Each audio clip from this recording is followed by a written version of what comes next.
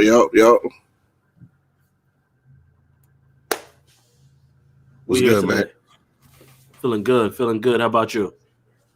You already know, always blessed, man. You know what I'm saying? I got a smile on my face. I had a couple of days. You know what I'm saying? I had to go ghost on the boys. Boys a little worried, but you know, sometimes I'm like conversations at the shop. Dennis Rodman at this point. Like you just gotta let me do what I do and disappear for a couple of days, and when I come back, I'm my best self.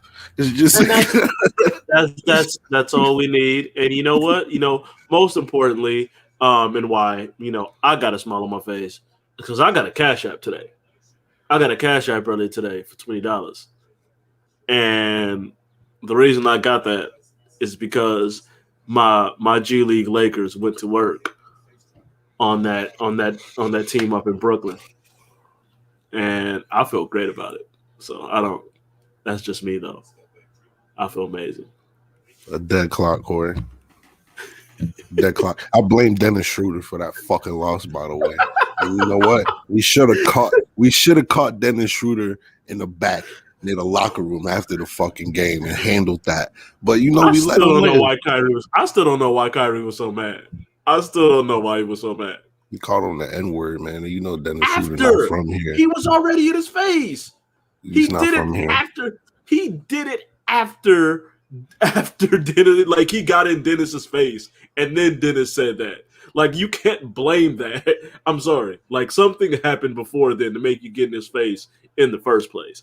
Then that happened, and then you want to get mad. Okay, but you were literally in his face, and that's what caused him to say, "Damn!" Like. I mean, shit. What we were down. We were only down 4 points. We were coming back. We were about to stomp y'all, and then y'all were in the midst of a comeback. That happened, and then it was a wrap. Whatever. I lost $20. It is what it is. I love it.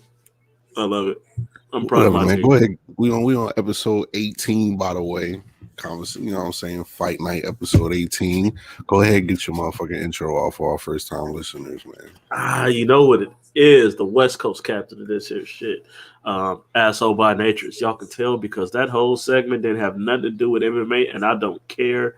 I just had to throw it in his face real quick. Just to rub it in my face. That's crazy. Because it's fun to me. Corey motherfucking Hansford. Happy to be here. Yeah, good for you. And I got my Jameson with me. And I got my Jameson with me. Happy you're here. I'm happy you're here. You're going to need that after this show. All right, you already know who it is. It's Mr. Zero Dark 30, Mr. Blackout season coming soon. Date going to be announced and all that since certain people don't believe it's going to happen. Apparently. Whatever. It's me, Malik the motherfucking guy. Huh? I appreciate you, Clint. I really do appreciate Clint. I appreciate the energy that Clint brought in. I really did. Facts. Me too, man. Facts. If y'all have not seen that, definitely go back and check that out because Clint brought it. Mr. Clint Coley brought it for everybody. Yeah, he had the smoke for everybody. Yeah. I really appreciated that. I needed that. That was like a pump up. Like, you know what? We do got to get on our shit a little bit more. Like, yeah right. Facts. Knew that. It was great. But you know why we're here. We got a lot of things to talk about. First thing up, UFC Fight Night preview. Well, we just gonna talk about the main event. I mean, the rest of the card is Jeremy Stevens. I like Stevens, but he's he is who he is.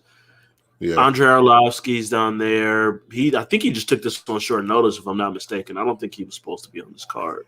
My boy Luis Pena, Violent Bob Ross is on there. So a couple decent guys on there, but it's really about the main event.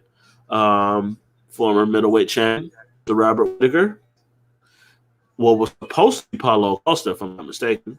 Yep. It's no longer. That fell through because Paulo Costa ain't shit. And we now have Robert Whittaker versus Kelvin Gastelum. I think Whittaker's gonna dog walk Kelvin. I'm just gonna say that based on what we've seen recently, I have no reason to believe Kelvin can fuck with Robert Whittaker. I just don't. I don't know how you feel. but I don't see it.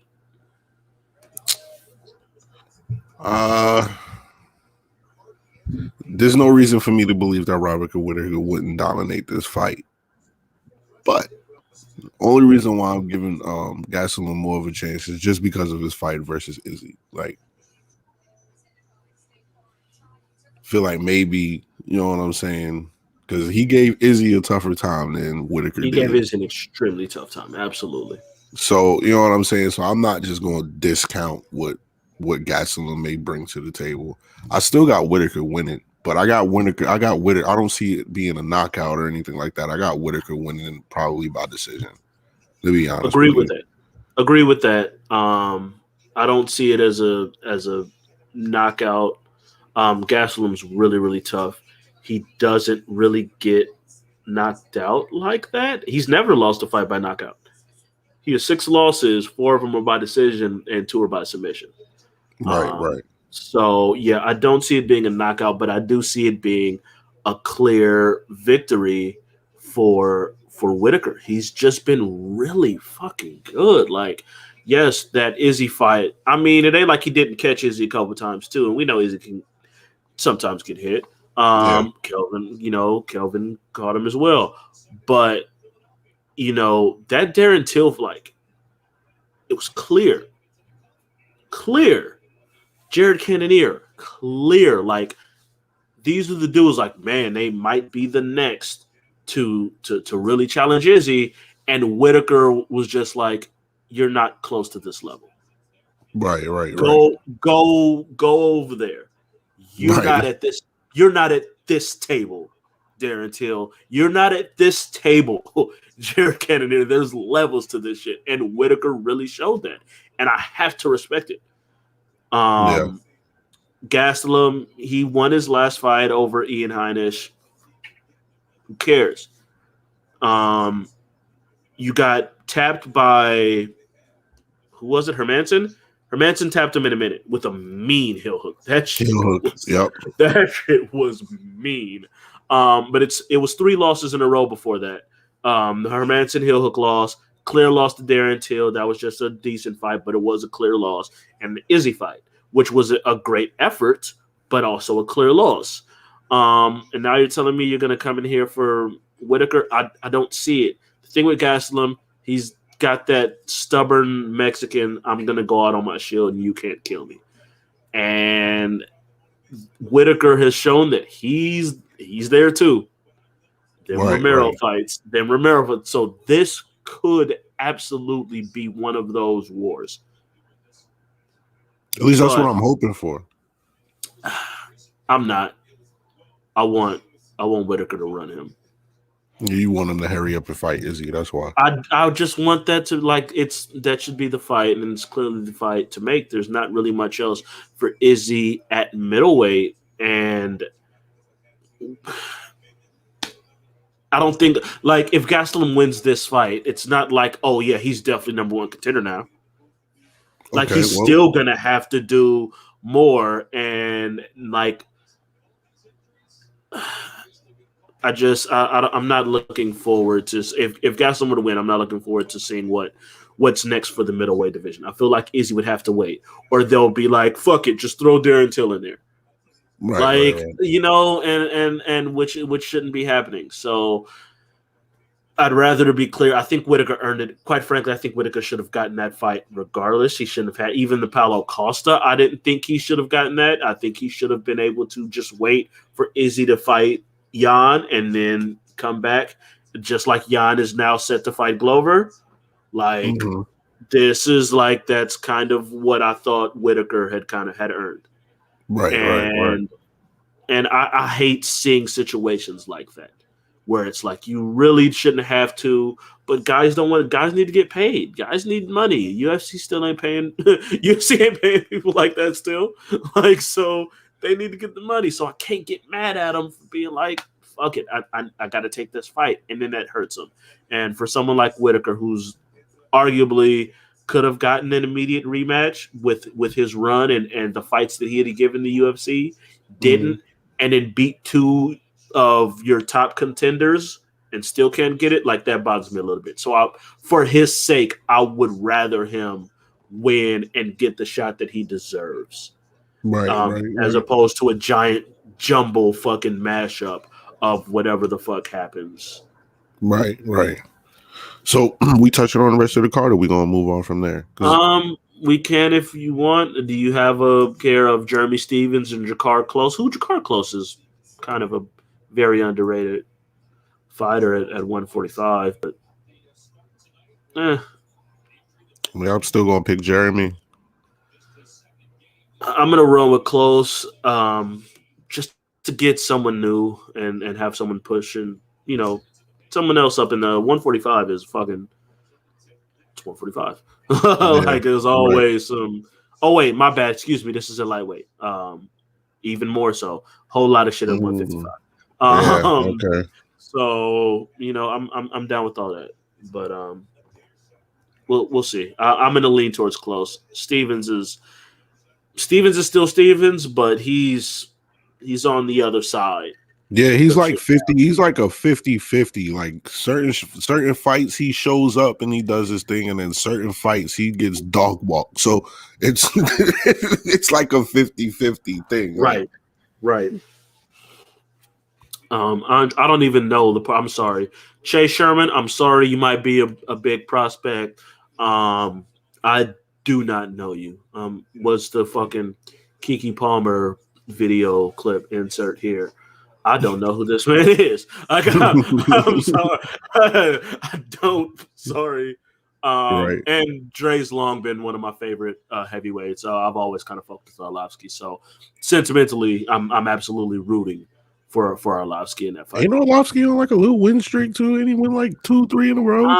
I'm not sure. He's been kind of like 50-50 since he had that last run that got ended, I want to say, by, was it Ngannou that killed him? But he had a quick little run where it was like, oh, he's a fight away from the title. He actually lost his last fight to Tom Aspinall by a rear naked choke. He had won 2 straight before then. Before that, okay. Stipe, so yeah, he had won. He came into when he came back to the UFC. He won his last 2, and then he won 4 straight in the UFC, including beating Bigfoot, 3 straight Bigfoot, Travis Brownie, and Frank Mir. And then he lost 5 straight, but the 5 he lost were to Stipe, Overeem, Josh Barnett, Ngannou, and Marcin Tybura. So he didn't. All of those 5 are really good fucking 5. Yeah. So like, damn. But he lost his last fight, but he won the 2 before then. So right. He's Arlovsky. He's always going to be one of my favorites and a great boxer, great striker. So we'll see how that goes. Right. Okay. All right. Bet. All right. Next subject. Conor versus Poirier is off? Oh, no, it's back on. Oh, they put it back on? Oh, yeah. Okay. Yes, Conor's most recent, July the 10th is beneficial, and I think it's already sold out. It sold out in like 0.4 seconds. It's going to be the first full capacity in Vegas, July 10th, which I assume will be like their full capacity in Vegas. Things are starting to open. Yeah, things are starting to open back up out here in the West. And yeah, July the 10th. In fact, Dustin actually apologized for bringing up the whole charity payoff thing and saying that, like he jumped the gun, but yeah, he said, I'm passionate about my charity. I jumped the gun. It took private matters between Conor and my foundation public. My mistake. So, he's apologized. So, but yeah, Dana made that announcement on Wednesday. Okay. And then Conor tweeted, and you might like this because I know you love shit talking Conor. It's the best version of Conor. So I believe this is on Twitter. I signed my bout agreement this morning. I'm going to rip this I'm gonna rip this game a new a-hole July 10th.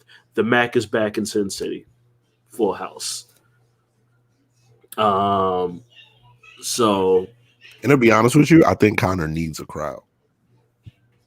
It definitely helps him. He definitely feeds off that. I think Conor needs a crowd, bro. I think it's going to be a different Conor McGregor in there. I just, didn't help him against Khabib, but that's another story.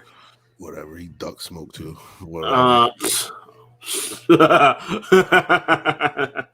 I appreciate your love, Conor. I really do. But yes, that is July 10th. Conor Poirier trilogy is it's coming, and so Poirier. Who do you think? Okay, I'll say this. Who do you think needs to win the fight more? Conor, hands down. I don't think Poirier needs to win this fight. Like, I just don't like. I don't see what happens. I don't see a major impact for Poirier if he loses this fight. You get what I'm saying? Like, if you lose this fight, you're still in title contention. Like, you probably just have to have one more fight. You know what I mean? Like, they probably put you in there with Gaethje after this to kind of shore up that division. But I disagree that Poirier isn't hurt with a loss. No, I don't think he's hurt more than Conor. That's the thing. Like, I don't think he's hurt more than Conor with a loss. I would say it depends on how the fight goes. That will play a role in it. But I still feel like Conor's name, like, say Conor loses this. Yeah, that's 2 in a row. I still think you can do Conor Nate trilogy. I still think you can do Conor Gaethje. Like, I still think there's other big fights, and Conor's profile, while it does suffer some, I still think his name will carry him, and there's other big options for him. I think Poirier wins this. He gets Chandler Oliveira winner for sure. Poirier loses this, I don't know. I don't think he gets an automatic title shot at 155. Like, I don't, you know what I mean? He is considered right now the uncrowned lightweight champion. He is considered the best active 155-pounder today going right now. And I think that gets hurt severely if he loses this rematch. And while he is a bigger name now than what he was, I don't think it's enough to go, oh yeah, definitely. Like, I don't think he'd main event a pay-per-view off of a loss. I think he can main event a fight night. They put him in there with Islam if they wanted to pump him up or something. Like, I think he could still main event a fight night. Drop? You know what? I'm just saying, like, if they wanted to push Islam or something, and they wanted to make it a big fight night, Poirier is someone, if he's coming off of a loss, or you have him as, like, he'd be a co-main against the loser of the Oliveira. Like, say Oliveira beats Chandler, you could do Poirier Chandler. That's not a main event fight. You know what I mean? I think that's where it could hurt Poirier.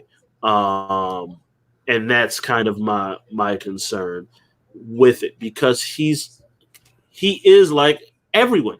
Everyone considers him the champ, even though he doesn't have the belt, even though he's not fighting for the belt. It's like y'all are fighting for the right to face Dustin for the real champ, for the real title. To me, that's how it's kind of viewed in my head. What's good, Danny? Danny, boy. And that's hurt if he loses this fight to Conor. And I feel like he can ill afford, because there's still all Conor got to do is put out a tweet going at somebody, and you've got. But here's the thing. Here's the thing, and this is why I say Conor loses more if he loses this fight. Because I honestly believe if Conor loses this fight, we lose Conor. I feel like he's done. If he loses this fight, all that Mac is back shit, I don't see. I think at that point, I think Conor will feel like the game has kind of passed him by just because of all the frustrations that he's already had with not being able to fight for a year and a half for some wild shit. And I just honestly feel like if Conor loses this fight, it's a big chance that Conor retires. I'd feel like if Dustin loses this fight, he still has his run at the title. I don't necessarily see that for Conor. You know what I'm saying? And if Conor's not fighting for titles, you know what I'm saying? I don't fight. If you do you think Conor's pride would let him, like, let's say he gets knocked out by Dustin? You think he's going to be okay with letting that be his last fight? I think he's got too much pride to go out like that. I don't know. That's I think he's got too much pride. I really don't know, bro, because here's the thing. His comments last fight about him being relaxed and everything like that and him not worrying about the loss and all of that shit kind of like, that shit already kind of opened my eyes to, okay, you usually humble in defeat, but you saying that this loss isn't bothering you at all, like it's just whatever, you're blessed about everything that you've been able to accomplish. It kind of sounded like, all right, well, I don't want to say he already has one foot out the door, right. But I think this, I really believe like this trilogy, like is just to say, I think this is his save face fight. My personal opinion. The same thing with Cormier and Stipe. It's the same thing for me. Like I feel like it's the same thing. All right, bet I'm gonna go in there one more time. If I go in there one more time and Dustin knocks me the fuck out again, I'm done. Like I made my money. Like what else? You know what I'm saying? What nobody can really say they've had a run like Conor had to get to the top as fast as he did and do the things that he's done. So he'll have that solidified in his career. What are you? You the first champ? I do believe Conor's the first champ. Simultaneously, yes, but he didn't defend. He never defended both belts. So I think there's so many differences. Like either Penn and Couture both won belts at two weight classes, but never held two at the same time. Right. Conor was the first to defend. I mean, the first to hold two belts at the same time, but he never. I don't think he defended either one. He definitely never defended at 145. Yeah, I know he did for sure. Definitely never defended there. I don't think he ever defended one. I feel like he won both belts and then went off to fight Floyd. Yep. And then eventually Khabib ended up winning the belt eventually, but he never defended either belt. And then the Cormier and Nunes both have defended both belts. Right. And I don't remember which of them two did it first, but they're the first two to actually hold two and defend both successfully. Right. Which Conor didn't do. So there's different. I feel like Nunes did it first, defending both, but I don't remember. But those are the two. Her and Cormier both won both at the same time and defended both belts at the same time. Right. Pseudo same, held two, but I don't think he ever defended. Or did he? Did he defend? Yes, he did. Because he beat Cruz. So Cejudo would have been the last. So he beat Cruz, and then he had beaten. He beat Dillashaw. That cheater ass Dillashaw in that fucking fight. So Cejudo's on that list too. So there's three that. See, I'm not unbiased. I give him his credit for winning two belts and okay. I'm just saying, first champ. Like, you know what I'm saying. I'm just saying. I'm just saying his career is solidified. Oh, 100%. You know what I'm saying? Like, there's really nothing else. Regardless of how people feel about Conor, that boxing fight with Floyd did help put UFC on the bigger scale on the map. He doesn't have. You're right in that he doesn't have to. Yeah, he doesn't have. Just, That's my point. Is that he doesn't have to fight. Like at this point, like, bro, if you can't beat Dustin Poirier your third time, to me, he I didn't mean, have to after the Floyd fight. if Conor loses, you feel like, I mean, I think he's still going to want to. I think he's still going to want to fight. I don't. Conor's a warrior. Like, people give a bunch of shit and have a lot of opinions on him and everything. Conor's a warrior at heart. Like, let's make that very clear. Conor ain't afraid to fight nobody wherever. Conor's with the shit. Right. Period. Point blank. I think he's been a fighter for his whole life. I think he's made to fight, and I think it's some people you just can't walk away. We see it in combat sport. We see it in all sports, really, but especially we see it in combat sports. I don't think he has to fight. He long ago didn't have to fight anymore, but I think he wants to. I think he likes the challenge. I think he likes the ability to, like, I'm Conor McGregor. I'm still Conor McGregor. Fuck that. I'm still Conor. I can still come out here and do this. And that's why I think that he eventually comes back, eventually fights again, even with the loss. And again, there are people. Hell, I've been said it before, even though you still don't want that fight, him, or is this the one that you did want, him versus Dos Anjos? Like, you could still do that. Yeah, I want that fight. I want that fight for Conor. Right. So, like, if he loses to Dustin, you can easily do that fight it's still a major fight, and all you got to do is play the red penny clip. That's all you have to do. Everybody's locked in again. So there's still options out there, and in the same way that they did Anderson Silva, there's plenty of people. Big Nog, they kept trying to look, hey, still put you out here with this person, like, you can use someone's name, and Conor's name will still carry a lot of weight, like, regardless of his results. And it does lessen it, but it's still higher than 98% of people in MMA. And I'm probably being generous because it's probably 99.9. It just is what it is. I just don't see, like, that's just my point. Like, I just don't see him making a climb for another title unless he commits to 170. I don't want him at 170. Although he did say he would. I don't want him at 170. But actually, I like Conor better at 170. I always told you that I felt like going back to 155 for him was a bad move. I don't like him going back to 155. I think he should have stayed at 170. I think 155 is his perfect weight class. I think 155 is his perfect weight class where he's not cutting a ridiculous. He's still cutting weight, obviously, but he's not cutting so much weight. He's still decent size wise. Only certain kind of guys are just like that level of strong to just take him down, and he still maintains a real good speed, more or less kind of hand speed advantage over a lot of people. I think at 170, guys are just too big for him. Like, I think he's stronger. I think Conor's stronger than we give him credit for. I do, but 170 is a different animal. I do think he's stronger than what we give him credit for at 155. If Damian Maia grabbed Conor McGregor's going to the fucking ground.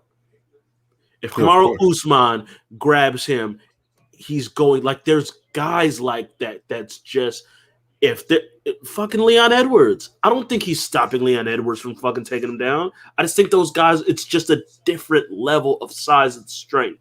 I do think he's strong enough to keep most guys off him at 155. But Gilbert Burns, you think he's gonna like? No, I don't. Like, it's just no.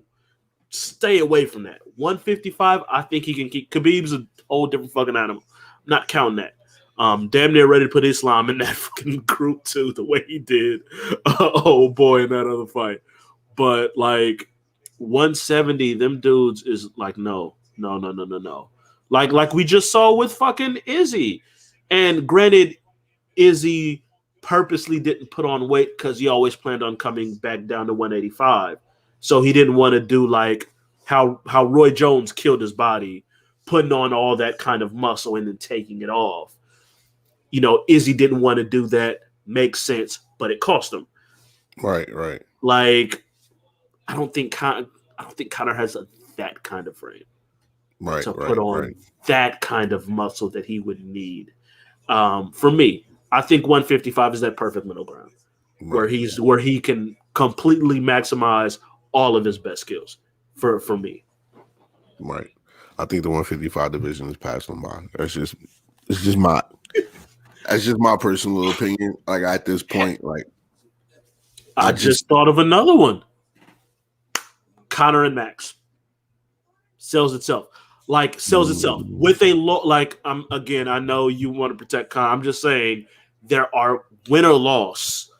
There are fights out there to be made for Conor that will still be massive if he so chooses to go down that road.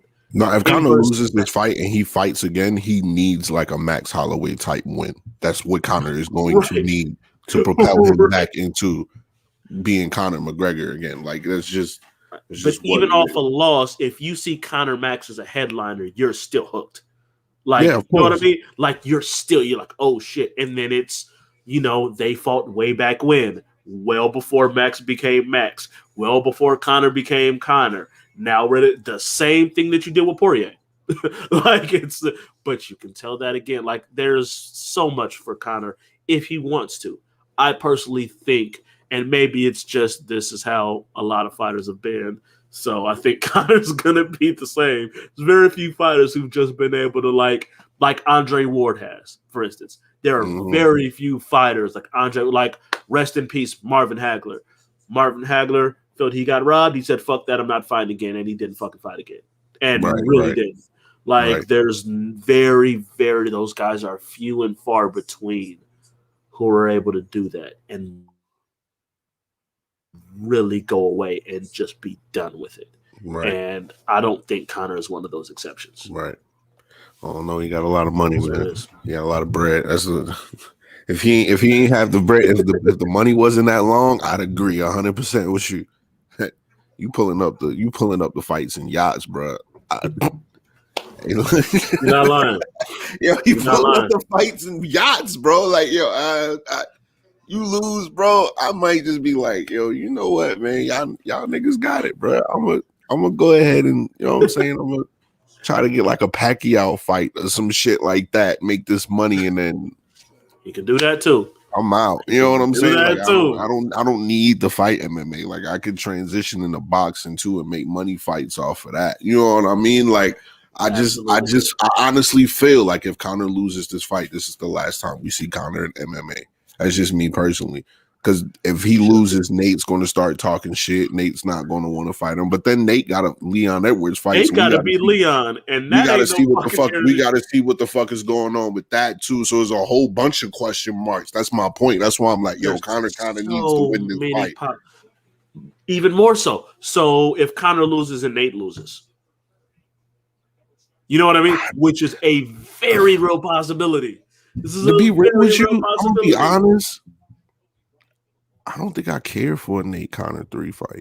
I don't really either, but it will fucking draw. It will draw like shit. Yeah, I guess. I guess. I'm not the biggest. I mean, I fuck with the Diaz. I got all the respect in the world for the Diaz brothers as a whole. But yeah, I don't think Nate Conor is this old shit. Can't wait to see that again. Yeah. That being said, both of their fights, not only did they draw like crazy, they were both really fucking good fights. True. Both of them. True. Both of them. In fact, mental check, I got to add that to the list of fight rewatches that we can go in. That second fight, Conor Diaz 2, was a fucking war. Like, that is absolutely one of them ones. So it's like, hey, people, y'all remember these 2 fights that happened? This one that was amazing, and Nate choked him out. This 5-round war that we thought Conor was gassing again, and he pulled a second win, and it's close and debated. Like, here comes number 3, and casuals are going to join the fucking immediately. Man, you're right. And all it takes is one press conference with them 2, assuming they can both show up at the same fucking time to a press conference, and it's done again. Right. It's done again. That's so easy. Right. What's good, Gino? I saw you. Was good, boy. Seeing you, Gino. All right. Off of this, we're gonna go into the next Juliana Pena gets her Amanda Nunes fight. For what do you think about it, bro? For what? Why? What do you think about it, How? bro? Come on, because Amanda, Juliana went on Ariel and went the fuck off saying that Nunes didn't want to fight her and that she's the perfect fighter. She's gonna put her in the fetal position. Her words were, "I'm her kryptonite." Yeah, get the entire fuck out of here. What are you talking about? I'm her kryptonite. You can't. I believe we talked about this before when she went on her whole little rant. Ma'am, got your ass whooped by Jermaine Durand. You got submitted by Jermaine Durand to me. Let me repeat that one more time for those who did not hear. You were submitted by Jermaine Durand, the person who literally Nunes said, I don't even care about, I'm going to wrestle you because I know you have zero ground game, and did it with ease and beat the fuck out of her. And that girl tapped you out. She ain't got no submission wins, but she tapped you out. And you think you about to come in here and do what with Nunes? Stop it. Put her in a fetal position, man. You about to do shit. She's gonna drag him into the deep water. You know what I'm saying? Because she's never seen anything like Juliana Pena's wrestling ability. Apparently, this is what Juliana tells me. I'm just letting you know what my source has told me. And apparently, Amanda's been ducking the fight for a while. She keeps saying one more. There's nobody else in the division for Amanda. So, But ducking her, you're 2-2 in your last 4. Look, man, don't shoot the messenger, bro. You beat Nico Montano, who's maybe the worst UFC champion ever, who got stripped before she could even fucking defend the belt. And you beat Sarah McMahon, who's okay, you're fine, whatever. Your 2 actual top level people, Shevchenko, dog walked you. Durandamy, dog walked you. I'm not. This is good. You talked and you got your fight. Congrats. Congratulations. You talked and you got your fight. I mean, at least we could finally say that Amanda's not ducking her at this point. Like at least that's out the bag. That? Only she said it. You said that. Yeah, she said it. I mean, Ariel kind of agreed with her. Ariel kind of agreed with her. He was like, "Yeah, I can see your point." Ariel just trying to get her to talk more, so he can have the fucking sound bites and have more people look at his show. Ariel knows what he's doing, and I respect the game. I respect the game. That's what you're supposed to do. Goddamn right. You play into that, and you come out and you get your soundbite. You get your people in here talking that shit, as Ariel should. That is a great fucking interview. We see it all the time. I know a lot of us battle rap fans. Jay Black is a master at that shit. It's what you're supposed to do. Get them to talk. You don't outright say it, but you edge into, oh, really? Well, why would you think exactly that? Was that you keep pushing into that? Ariel did it beautifully. Julie, I have zero.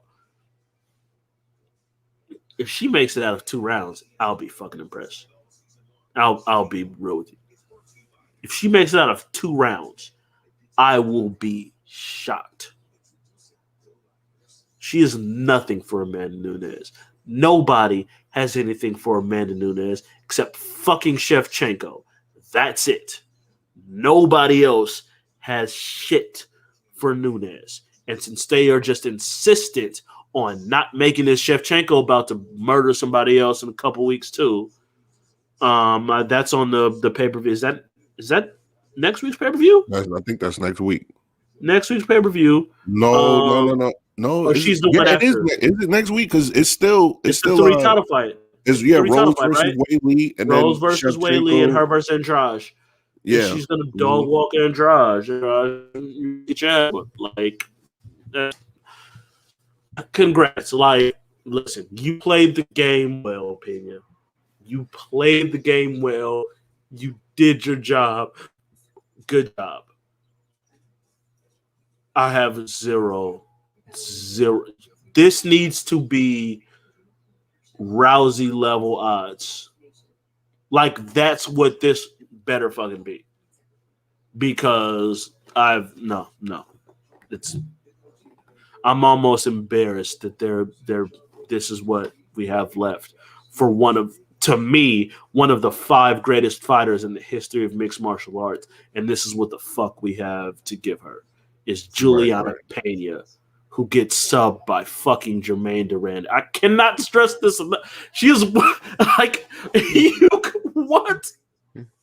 I can't. And your wrestling is what's gonna carry you in this fight, and you couldn't out wrestle and out jujitsu Jermaine Durand to me, who fucking Nunes literally said, I'm not even gonna throw a standing strike. I'm just gonna wrestle you, and did it. And that's your fucking secret weapon out here. Like, Zingano did that. That shit was like 6 years ago. That was fucking forever ago. Like, come on. I'm not. By the way, I don't know who this is on YouTube, but I do have sources. Usually, when I cite my sources, usually I'm correct about what I'm saying. You can ask my co-host. Every single time I bring up my sources, I'm usually right. Don't doubt the sources. But at the same time, Juliana is my source, so that means it means nothing. So it's not like it's not. The source was the interview. I have. Yeah, that's my source. Like, it's literally the interview. But honestly, I hear what Juliana was saying, but I got Nunes knocking her out in about 2 minutes. If I'm gonna be real, like, you talking all that shit, I bet. I'm not even gonna try to wrestle with you since you want to wrestle. I'm gonna just beat the fuck out of you. And I see exactly that. I see her beating the hell out of Juliana Pena for the shit that I don't get why she would poke the bear like that. Like, that's the shit that kind of got me like I don't get why you would poke the bear. But I mean, if that's what she wants and that's the way you get your fight, you get your fight. But it's not going to be a good night for her. I just terrible. And she got to make up because her wife just got her ass whooped last week. So yeah, like, that's now true she, too. Yeah. Like, as soon as I'm gonna be real. As soon as I saw the Nina fight, I said, "Uh-oh." Like, now I got to rep for the whole family because we can't both be losers. We can't both lose. No. We can't both. Nah. I think that honestly, I'm gonna keep it real. I think that's why she signed the contract. I think that's why she signed the contract. I gotta rep the family. Oh, word? Bet. All right. Say less. Bet. Because she was talking shit about Nina too. Yeah. No. Nunes is gonna marry a girl. Mm-hmm. Yeah, for sure. For sure. Ooh. All right, let's see what we got next. We already talked about middleweight basically, so we don't need to touch on who's next for Izzy. Nothing. All right, well, let's get to this then. You're this is your story right here. Aljamain is having neck surgery. You say Jan is coming for him on Twitter and all that shit, talking all that shit. So you tell us what's going on with this. Jan has been on Aljamain Sterling's head. He's been wanting his immediate rematch. Okay, let's move back a little bit. Aljamain beat Petr Yan for the 135-pound title by disqualification. Did he win? He beat him. Did he win? Okay. Right. He was getting his ass whooped. He had a very good first round. He could not keep that pace up. Jan waited him out. Jan just sat there and was like, okay, you're going to burn yourself out. And he did. And Jan won round 2 slightly, although the second was kind of close. He beat the dog shit out of him in round 3. And he was beating the dog shit out of him again in round 4. And made about the dumbest, stupidest, most clear as day fuck up. Like, zero arguments. he need Aljamain while he was down, clearly down. We discussed this at length after it happened. I hate the fact that a title can change hands this way, but it was clear it had to be a disqualification, and that's just what it was. Right. Now, apparently, Aljamain has had neck issues for a long time. I want to say he said around 10 years. Like he's had some kind of neck issues, like, but he had just been putting it off. And so this knee was, according to Aljamain, this was kind of like the straw that broke, like the straw that broke the camel's back. Like that was it. And now he has to have neck surgery, and he is. So this was on the 14th. He literally posted a tweet with a video. I think it's on his Instagram as well. It was a herniated disc in his neck, basically. He said, and this is on the 14th. He said he was having the surgery tomorrow, which would have been the 15th. So he had the surgery yesterday. And did they put a timetable for how long he's supposed to be out? He said all things go well, he plans to fight in October. He thinks he'll be able to fight. Shit, October? That's soon, bro. These are his words. He says if all goes well, he'll be cleared to at least start doing cardio and stuff in 3 months. He's not going to be ready for a Jan. No. So he's not going to be ready for a Jan fight by October. Hell no. Fuck no. Sterling's words. Yes. So he says, I can't wait to get rehab started and prove to all the doubters that I am who I say I am. October can't come soon enough. This was like, those are Sterling's words. His plan is to come back in October for the Jan fight. Jan ain't been having none of that shit since before. Now, this was all posted after Jan had been on his head on Twitter. So on Twitter, this was on April 9th, Jan posted a video of Aljamain getting knocked clean the fuck out by Marlon Moraes with the head kick, and said actor fought 4 months after that KO, but still concussed after our fight, with the laughing emoji. The day before that, he said, just strip this laughing stock from the title. I guess what happened was they had offered the Jan rematch, and Aljamain said no, because he said he needed to have the surgery that he ultimately ended up having. That forced Jan to say, strip him of the title, which isn't going to happen. And Aljamain did say, hey, Jan had to have, he had an injury after he won the belt, took some time off, and it won't be as long as what I'm planning to take off. So, don't you dare do it. Completely fair, 100%. Can't strip him. If assuming he's able to come back when he says he wants to.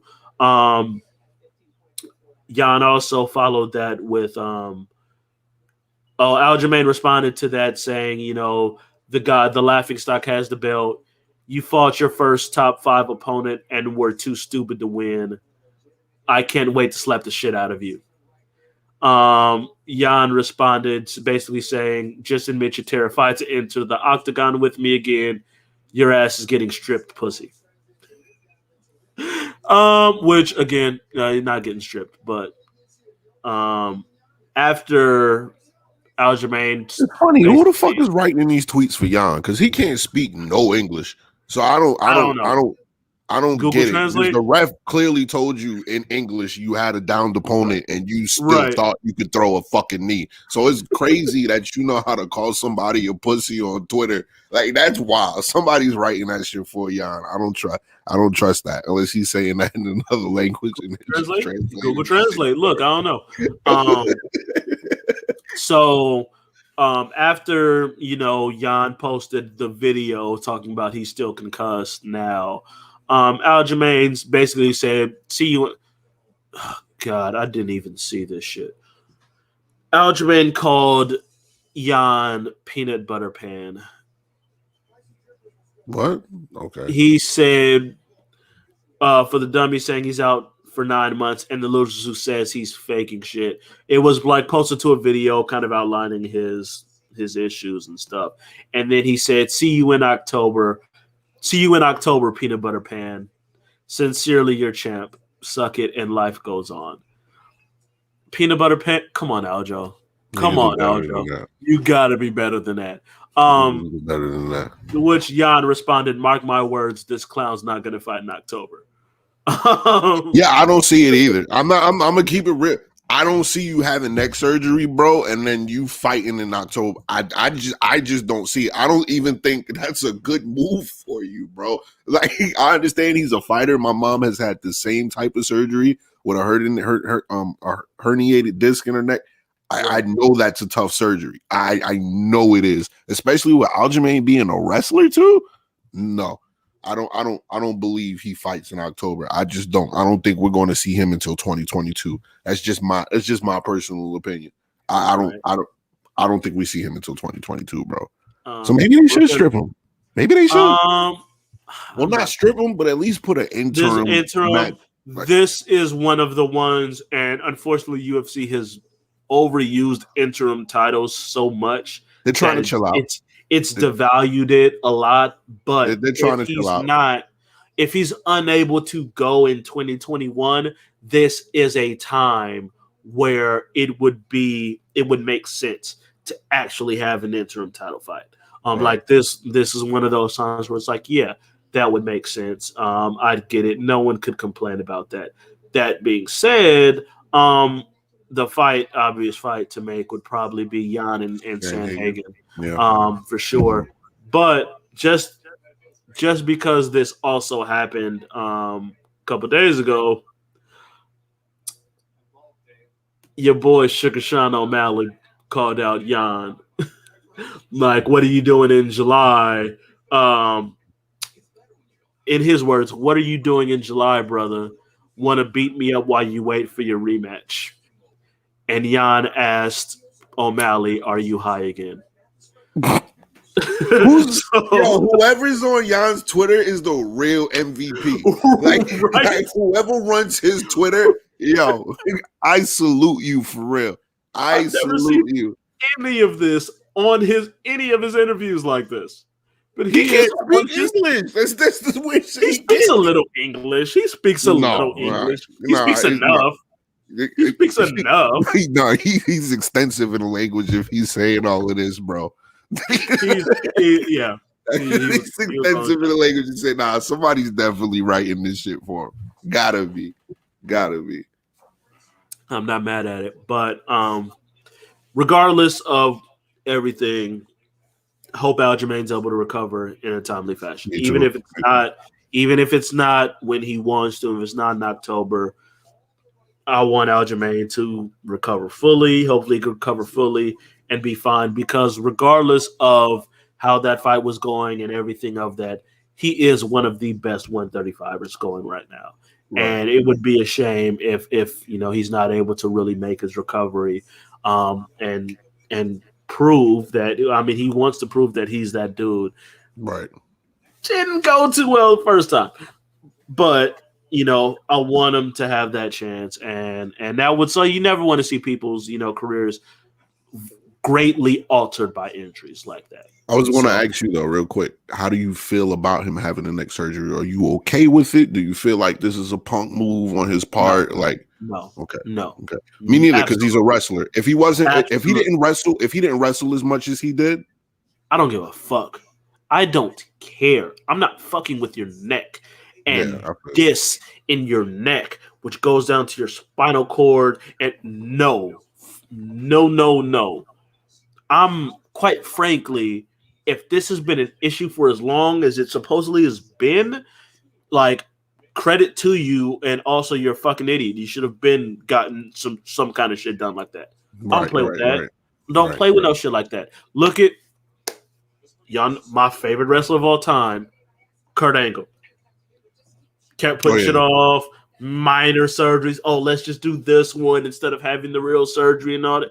And you see what the fuck happens. He gets worse issues, ends up painkiller problems, all kind of shit. Like, no, don't play with no neck shit like that. Right. Take that. Unfortunately, because the UFC don't pay nobody shit, motherfuckers are like, nah, put it off. I need to get this money. And I can't be Right. mad at them for that. Right. But like that shit can't be happening. No, hell no, this ain't no fucking Punk move. It's a fucking net. Like, this ain't a goddamn dislocated finger or something. And you like, I just watched Mark Gasol pop his own finger back in place last night. Like, this ain't nothing like that. Fucking. Well, they need Mark, so Mark better pop his goddamn finger back in place. Hey, They Mark need been him balling. right now. Mark been balling. I ain't mad Apologize at to Mark. I ain't never hated Mark. Y'all, if y'all see me during games at Lakers Nation, I've been one of the defenders of Mark and have been calling out everybody because it's every game. Even other people were like, when Mark didn't play a couple games because Drummond was in, everyone all of a sudden is, why is Mark Gasol playing? And like all Lakers beat writers, reporters are like, wait a minute, so what's going on? Now you want Mark to play? Because everybody's been complaining about Mark, except for the actual people who know what the fuck they're talking about. So that's just what it is. But, again, speedy recovery for Aljamain. Hope you're able to get back in the ring so Jan can reclaim his title because he's the best 135. And it feels bad because I do root for everything black. But everyone has their guy. There's certain people when you call something early, you want them to succeed. And Jan was one of those guys for me that I was like, his first fight, I was like, yo, this motherfucker can box. Right. Watch out for him. And then he actually makes good on it. I'm the same with Luke Rockhold. Luke Rockhold was someone that I really, really wanted to do well. Normally, I don't give two shits about AKA. But Rockhold was like, I wanted Rockhold to do well. I still want Rockhold to do well. I still want him to fucking be able to come back. Just has no fucking chin. His chin's gone. He just has no chin. Yeah, his chin is totally gone. One of my worst. Listen, I was in person to see Rockhold get knocked out by Bisping and Cormier to get knocked out by John Jones. And those, it's 3 in a row. It was the Rockhold lost to Bisping, the Mouse Cejudo 2 / Cody Dillashaw. Both of those were off for me. And I don't remember the order, and then Jones Cormier 2. I was in person for all of those. Right. So I've gone to 3 straight UFC shows and I've left pissed off. It's just what it is. 3 straight UFC shows, left pissed off. Is what it is. Right. All right, well, shit, Aljamain, I hope you get better, man. Go ahead and get your neck surgery over so you can go ahead. So our last topic. You brought this shit up to me. I don't even know what the fuck this shit is about. Eddie Alvarez versus Oscar De La Hoya. Oscar De La Hoya wants to fight Eddie Alvarez, apparently. Why? Well, first off, Oscar De La Hoya, I believe last month, announced that he had planned on returning for another boxing match. I believe in July, if I'm not mistaken. I think it's July the 3rd.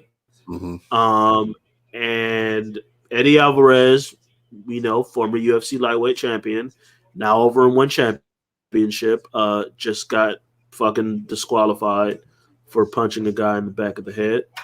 Not the greatest look on that, but something of a known commodity in MMA and known as a striker in general. So in a recent interview, God, things are not loading the way I anticipated them. But in a recent interview, basically, Alvarez said that he had gotten some calls from Golden Boy Promotions, expressing interest in a potential boxing match between he and Oscar De La Hoya for De La Hoya's comeback fight. Get that money, Eddie. Go ahead, get that money. Go get that money in that win, Eddie. In that win. I'm not. Yeah, he said serious talks. So this is I've been trying to figure this. ESPN's being slow. Yeah, so he said in an interview with ESPN, recently we've been hearing from Oscar De La Hoya's guys. He made it clear he's fixated on trying to win the ONE FC lightweight title, which probably isn't going to happen. But he said, I feel like there's going to be a lull. The lightweight champion is about to have a kid. He's going to be out for a while. And then, so he says, if that happens, Oscar De La Hoya and them guys have been reaching out. And hell, I'd love to get in there and mix it up with them. That'd be a hell of a fight. And I've got everyone here in Philadelphia backing me and the whole Philadelphia boxing community to back me up.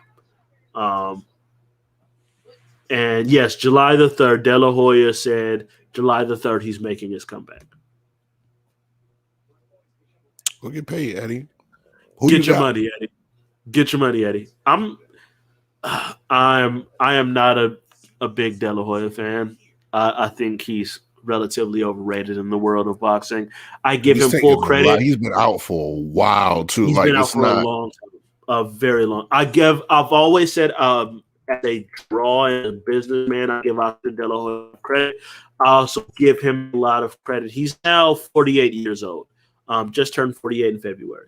I've always said, and I've always given Oscar credit for being willing to fight all of the best fighters of his generation. I've always respected him for wanting to. Everyone who people think is the best, De La Hoya has always been willing to fight. Right.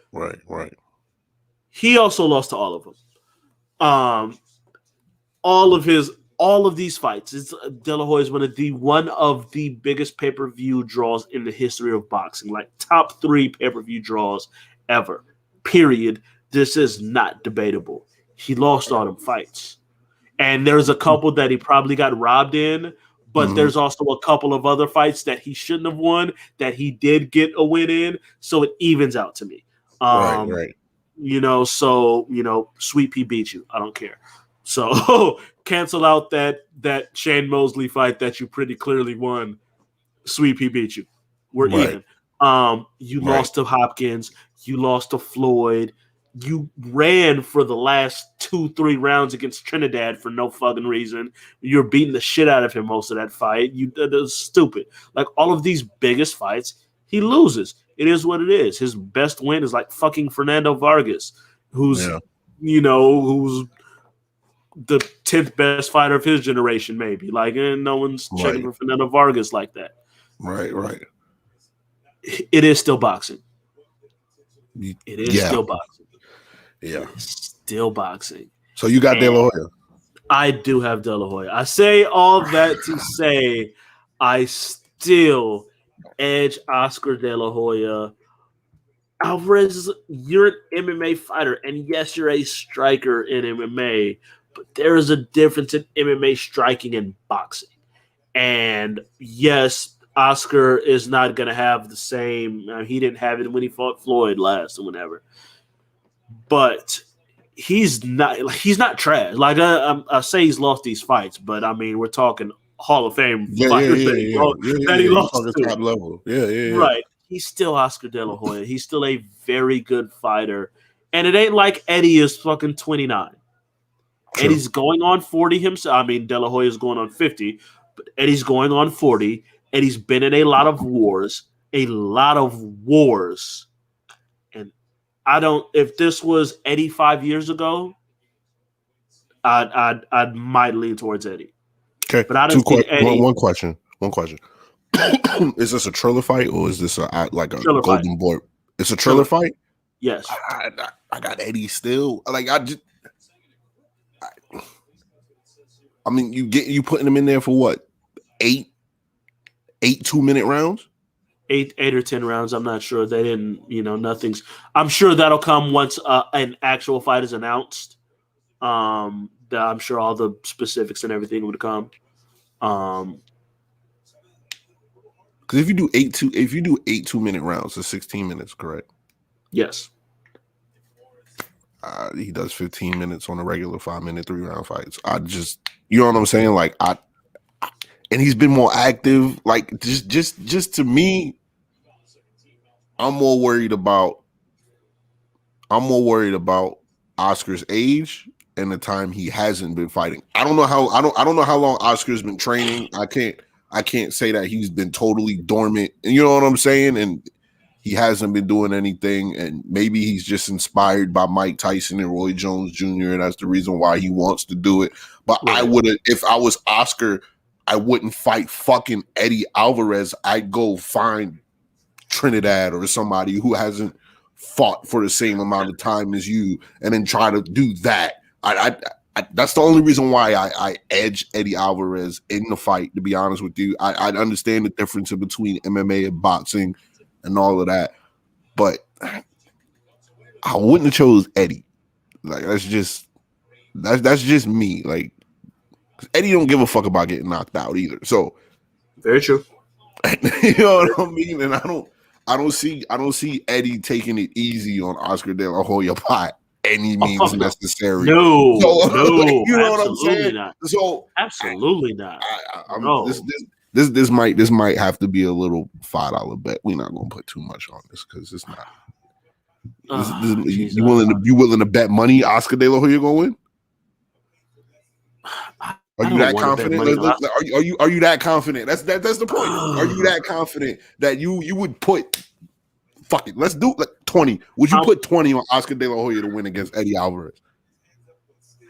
No, that's the point. No. You took too long to think about it. No, that's why I just don't like the idea of betting on Oscar De La Hoya when I've bet against him my whole life. That's the issue right there. Like I've bet against Oscar De La Hoya at every single point that I could. Yeah. So now being like, let me bet on Oscar. Like, no, I need to see someone successfully make that leap before I feel comfortable. Either side. Like, there's either side. Yeah, true. Like, this is the boxing side of James Toney, Randy Couture. Right. And it could be a completely different outcome, but, like, I need to see it. I need to see it. Conor was out there. Like, it looked like Conor was almost through kicks against Floyd like 4 or 5 times. Like, he was grappling him. He was doing, you know what I mean? And Conor is a straight striker. But, like, it's a different world. As much as people want to compare boxing and MMA, they really are two different worlds. And that's really why I'm so interested to see how Clarissa Shields does when she comes over to MMA, which I think is happening in June. I know they announced the date for that fight, for her first MMA fight in PFL. But it's like, I need to see someone really make that leap. The only person who I've seen who was a legit boxing champion and successfully make that leap was Holly Holm. But she was also a big-time kickboxing champion too. So it's different. Like, I need to see it. And it's funny that you bring this topic up because before we do our positive word, we do have one more topic actually. Tomorrow. Mm-hmm. I think you know where I'm going. I have an idea. Ben Askren versus Jake Paul tomorrow. Oh, fuck. Who do you have? Got Askren. You got Ben Askren for real? You don't think Jake Paul's going to win? No. You know what? I actually agree with you, and this is why. Because I saw a video yesterday. It was actually on Snapchat. I saw a video yesterday of Jake Paul taking body punches from Ryan Garcia some shit, and they sent him to the fucking hospital. So he only took like 6 of them, and he was done. And he was like, "Nah, bro, I'm going to the fucking hospital." Good.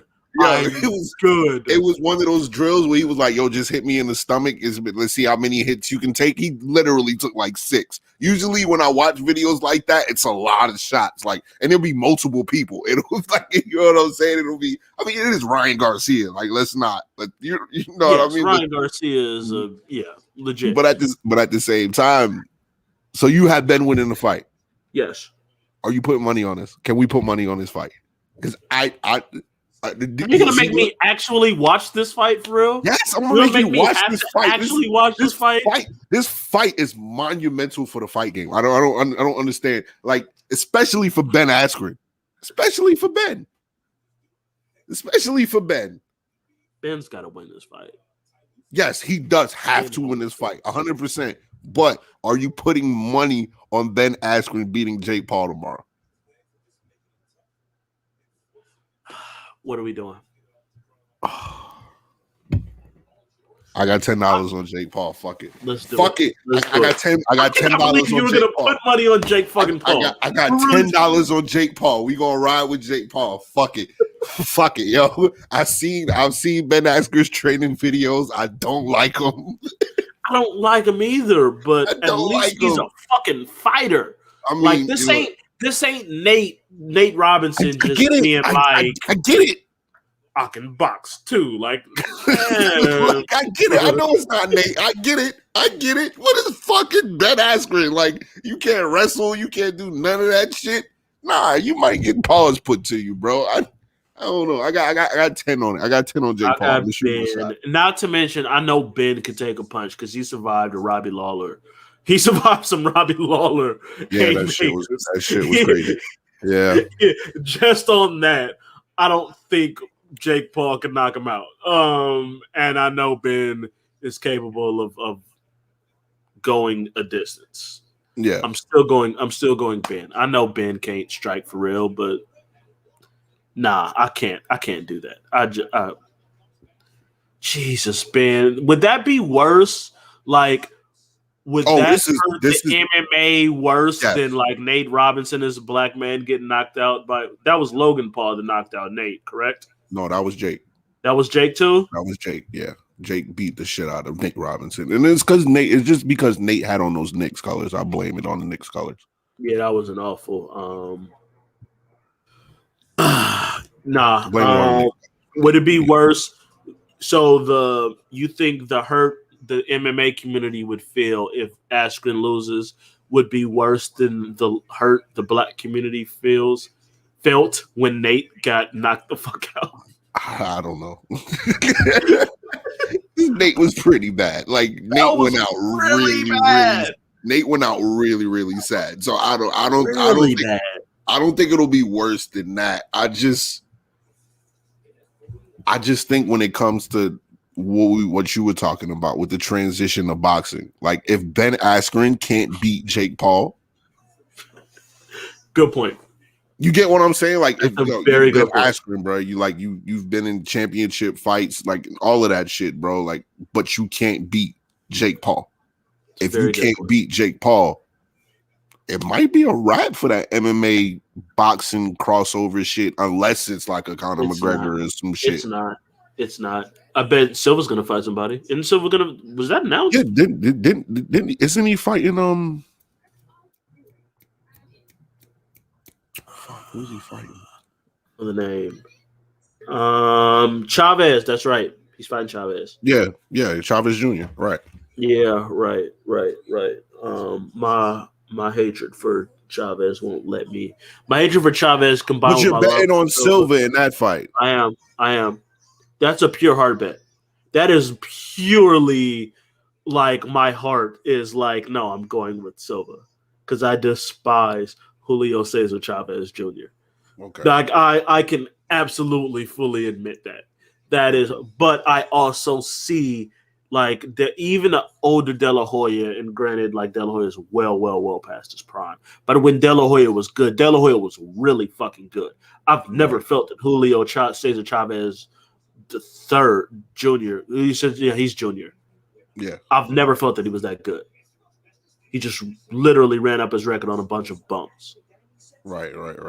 You know, so I view De La Hoya at a higher level, and I just despise Chavez. And I have mad love for Silva, one of my 3 favorite fighters ever. Silva, Mouse, Condit. Those are my 3 favorite fighters of all time. Those are my those are my guys. Mouse is still asleep, by the way. Would have been illegal in America. He got caught. Look, he got caught. I'm not going to argue that point. Everyone gets caught eventually. Everyone's day comes at some point. I fully believe that, especially in MMA. Like it's like Khabib. Khabib's the exception right now. Jones he does have Jones is, I guess we can still count him as an exception. He does have a loss, but it's a DQ loss. It's a bullshit DQ loss. But you fight long enough, usually you look at the rest of the top fighters of all time. Silverton been knocked out, Mouse has been knocked out, GSP's been knocked out, Nunes has been dominated, Cormier's been knocked out, Fedor's been knocked out. Like Floyd Floyd really made it seem like you got to be undefeated in combat sports, and it's like no, everyone is fucking losses. Ali had a bunch of losses, Joe Louis had losses, Sugar Ray Leonard had, like, all these dudes have fucking losses, and they're still legends. Like, don't let a couple, like, I don't give a fuck. Anderson Silva's still one of the greatest fighters of all time. He ain't won a fight for real and for fucking ever. And the fight that he did win against Derek Brunson, he lost that fucking fight. That being said, he beat Bisping, and they completely bullshitted that. He knocked Bisping clean the fuck out. And it was in England, and they bullshitted that. Again, everything always works out in the end. That's how it is. Yeah. But that's, everyone loses, everyone gets caught. So that shit happens. If Jones and Ngannou happen, you already know where my where I stand. So I think we stand in the same actually spot on the Jones and Ngannou fight. So there's no debate from me. But all right, shit, good show. You got any positive words for the people, man? Same old shit. Check on your people. Oh, shout out to my pseudo college mom, Kim. She's been dealing with a cancer diagnosis, and she's been going through and getting her treatments and everything. And it was today was the birthday of her late husband, who was also a friend of a lot of people from my college and everything, by the name of Franco. So, she was like a mother when I came. I went to college, flew across country. I ain't know not a fucking body in DC. And I've said before, I was in the drum line. That drum line became my fucking family in college, and she was a big part of that. And so I know she's been going through her treatments and everything, and she's been powering through that. And so big shout out to Kim. Love you to death. And again, just check on your people and tell your people you love them. Right. Facts. Well, my positive word, shoot your motherfucking shot, yo. Never know. Like, just shoot your motherfucking shot. You never know. You miss 100% of the shots you don't shoot. And sometimes the shots, hey, look, man, I'm telling y'all right now, off of personal experience, shoot your motherfucking shot and then disappear for like 2 days, like Dennis Rodman. Have your niggas worried about where the fuck you at. Like, just do that. I promise you, you will feel like a better man when you get back. Those are the words I have. I'm not going to say anything else. But disappear, though. It's the disappear. Shoot your shot and disappear. Shoot your shot. Then when you make your shot, you disappear for 2 days, and you come back and you be a better man after that. That's my positive word for today. That's what I have for you. And of course, check on your mental health and all of that. But that attributes to it. That attributes to your mental health. When you make the shot, you go away for 2 days. You're not really worried about mental health after that because you're on cloud fucking 9. So I mean, trust me. Just trust me. This is the best positive word I've had in months. Trust me. Shoot your motherfucking shot. Your dreams will come true. That's all I gotta say. There you go. Shoot your shot, people. But shit, I guess we will see you guys next Thursday or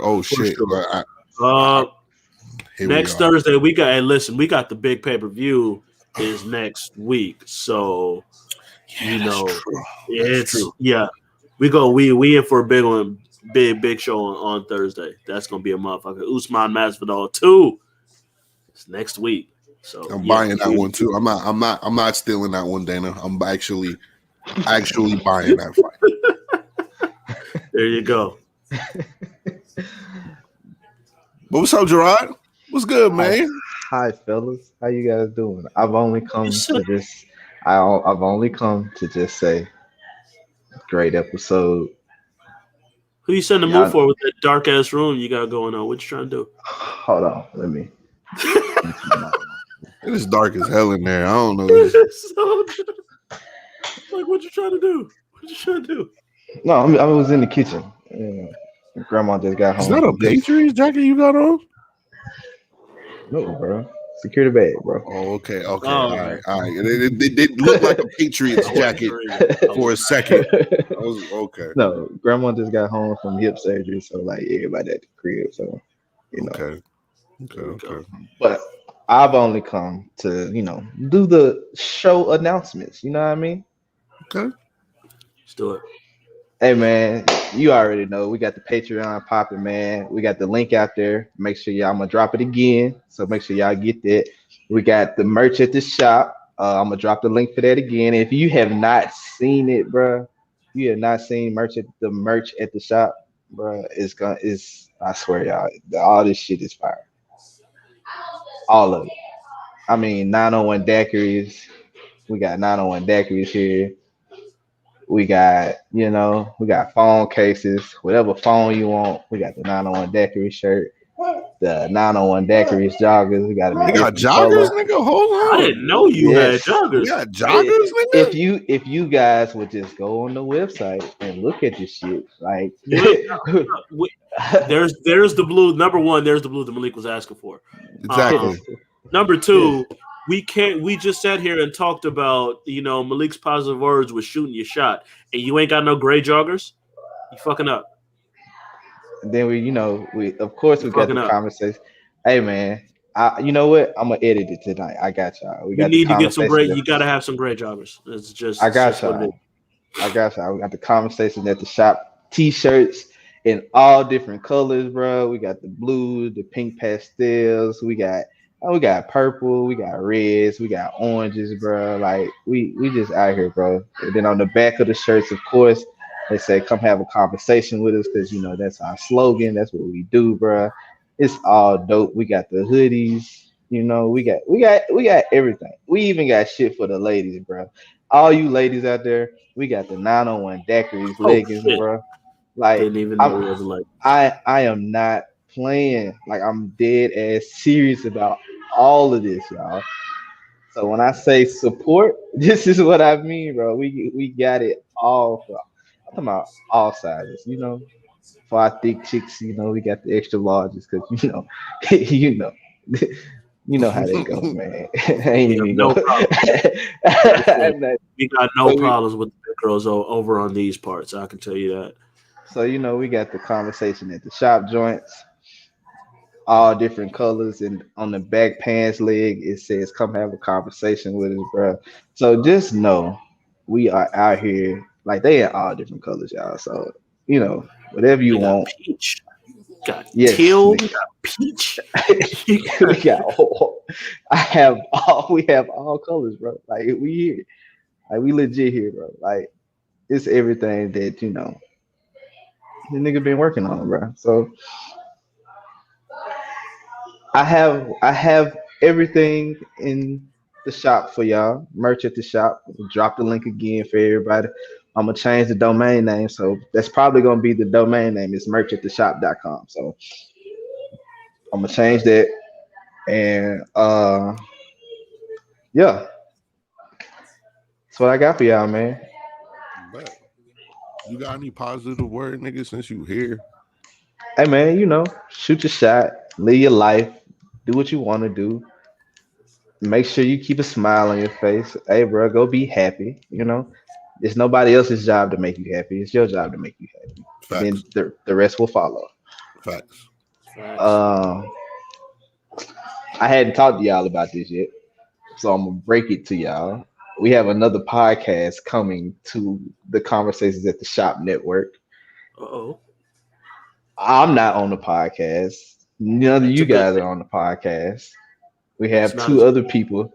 There are two people that one of them I know personally. The other one I really don't know, but they have a podcast together. It's called the Real Spill Podcast, and they talk about everything relationship wise. So we ain't got to talk about it.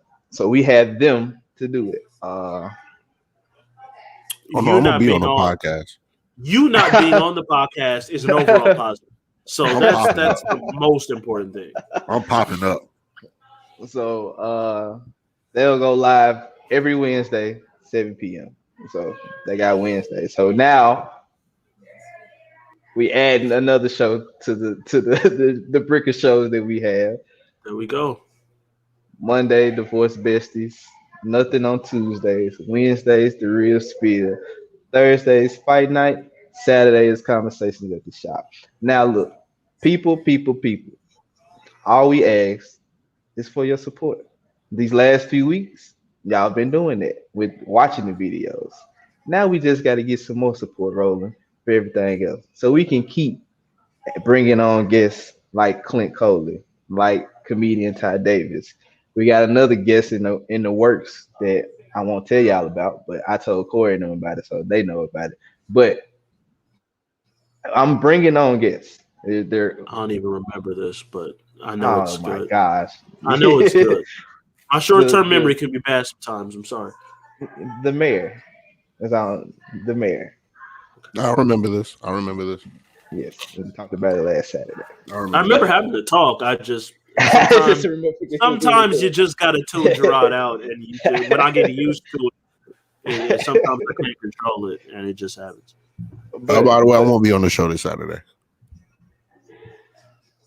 I have mental issues that I have to deal with on Saturday, and I won't be subjected.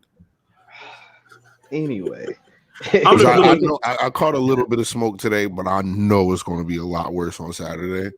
I'm gonna be pulling double duty. I'm gonna at least see if I can pull off double duty because the Lakers again have a Saturday afternoon game. What is up with these fucking Saturday afternoon games, NBA? Oh, now you want to pull double duty. You didn't want to pull double duty. I'm going to give it a try. We're playing Utah tomorrow, who are now saying dog walked. Donovan Mitchell got hurt today. Donovan Mitchell got hurt today. Donovan Mitchell turned his ankle today. Yeah, bad. What is going on with y'all getting these breaks that you should? Hey, what? Say that. Save that. Save that. Yeah. I'm gonna show up on Saturday because this is some bullshit. Yeah, I'm showing up on Saturday. Okay. Save that. So, so just support the podcast. Go buy the merch. Go sign up for Patreon. Go do all that good stuff. Go do all of it. And we will keep working and keep bringing out content for you guys so y'all can be entertained on a weekly basis. But with that being said, great episode. We'll see y'all Saturday, man, 5 o'clock Eastern Standard Time, man. Y'all make sure y'all come have a conversation with us, right? Bet we holler at y'all. Yo.